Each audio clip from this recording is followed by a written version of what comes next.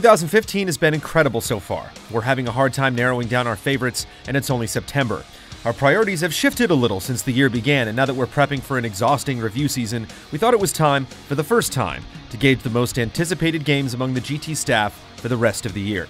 We had to shuffle things around with the recent delays of Star Fox Zero and Persona 5, but for the time being, these games are still currently slated for 2015.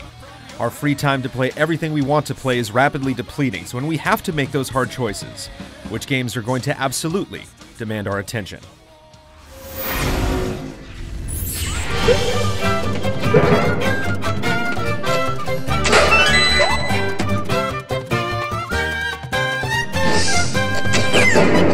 Long ago, three goddesses fused their powers and created the land of Hyrule.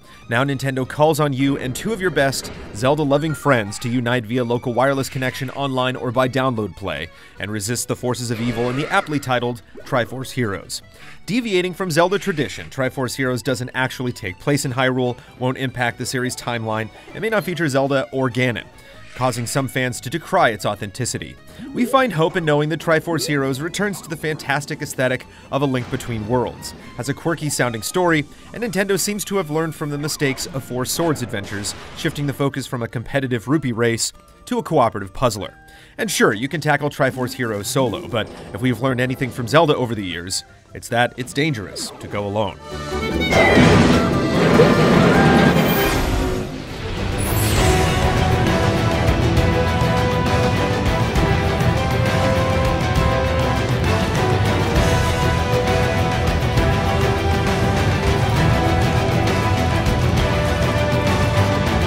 Xenoblade Chronicles came to North America by the skin of its teeth thanks to adamant fans and an exclusive deal with GameStop. The game was more than worth the effort, featuring an enormous world, intriguing story, and interesting combat. A lot of people crave that kind of console JRPG. Xenoblade Chronicles X, the sequel, is coming at the end of the year, and looks to improve upon nearly every aspect of its predecessor. Even better, players can traverse the world using skells, giant mecha that fly and transform into vehicles like motorcycles and tanks. Although the Wii U hasn't exactly seen a wealth of quality RPGs, Xenoblade Chronicles X is doing its part to fill in the gap.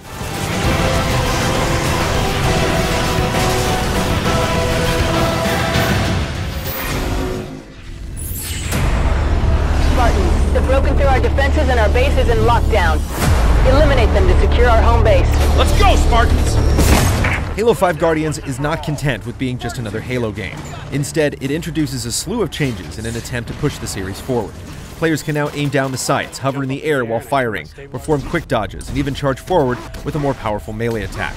In Warzone, two teams face off on massive battlefields, calling in vehicles, power weapons, and more, while trying to capture control points and defeat threatening AI bosses. There's also the campaign, which features two different perspectives, Master Chief and his blue team, as well as John Locke with Osiris' team.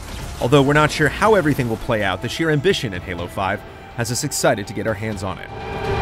Mine is just beginning.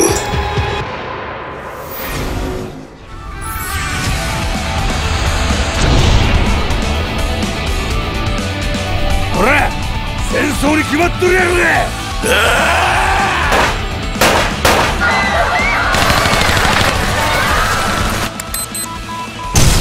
Yakuza 5 is a miracle. After being released in Japan 3 years ago, somehow the game is seeing a digital-only release stateside.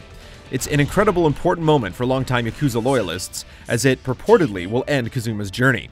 Word of mouth from Japan says it's one of the strongest entries in the series. It's refreshing to see this franchise succeed in the West, and if Yakuza 5 sells well, we might even get the newly released Yakuza 0.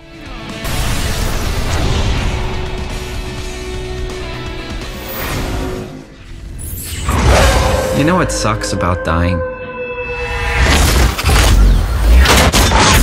The crash.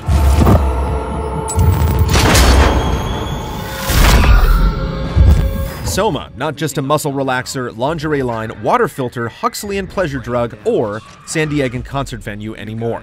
Now it's the next game from stalwart Scaresmith's Frictional Games. Trapped on a rundown research facility with some ramshackle robots and who knows what else, this spiritual successor to Penumbra and Amnesia Dark Descent promises to be one trip into madness that won't leave you confused and soaking wet next to a highway you can't identify. Or will it?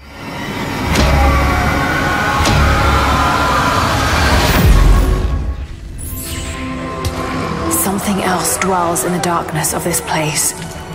But I've got to continue.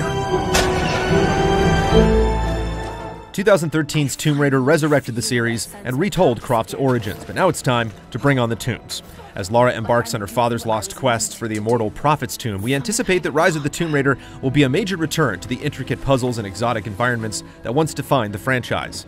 Crystal Dynamics promises expanded combat, a nested puzzle approach, improved traversal mechanics, advanced weapon crafting, a dynamic weather cycle, and a much larger and explorable game in general. Bottom line, we can't wait to see Lara transform into an even more badass, seasoned adventurer. Incredible.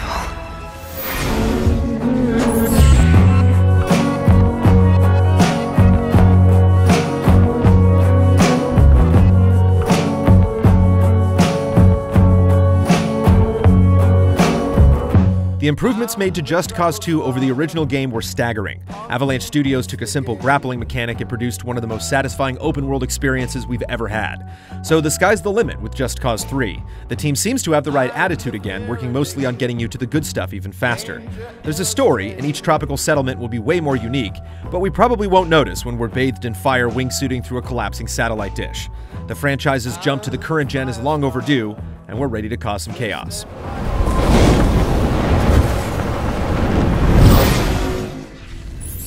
The Zerg swarm came, as was foretold.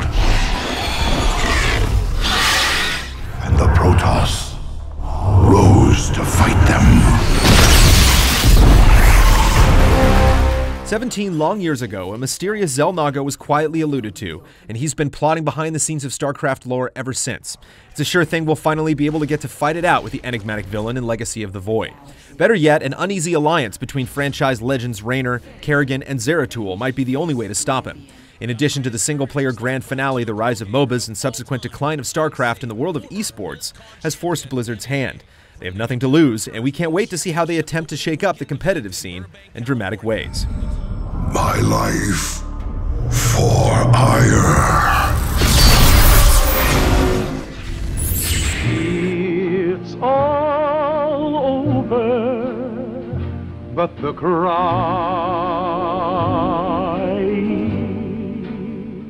Here's one that wasn't on our radar at the beginning of the year at all. Bethesda's done such a great job of keeping the lid on Fallout 4 that we're still finding it hard to believe that it'll be in our hands in just a few weeks' time. Players' next trip to the Wasteland looks almost dauntingly huge, with an elaborate crafting system, the ability to build outposts and manage commerce, and a wealth of areas to explore. We're still not sure just how much the pre-bomb era will play into things, but we're eager to find out with some good tunes on our Pip-Boy and Dogmeat by our side. Let's go, pal.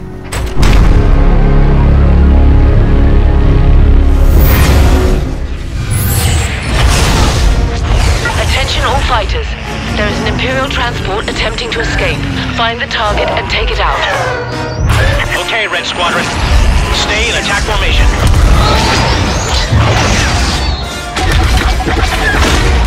Battlefront didn't appear on our anticipated list from the beginning of the year, to give you an idea of how impressed we are with everything we've seen. In a year when many people are hungry for more Star Wars, the razor-sharp authenticity of everything in Battlefront, from the light of each laser blast to the sound of each iconic engine, effortlessly immerses you in the world. There are still hints of things we haven't heard about, like heroes, maps, and the level based on Episode 7.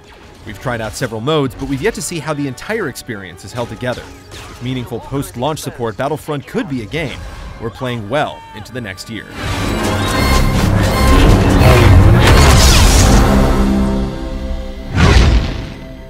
Three new challengers approach this week in a special side story episode of Tabletop Adventures. Ben Moore also cooks up a review of the free DLC coming to Shovel Knight, Plague of Shadows. We'll see you next week for another GT Countdown.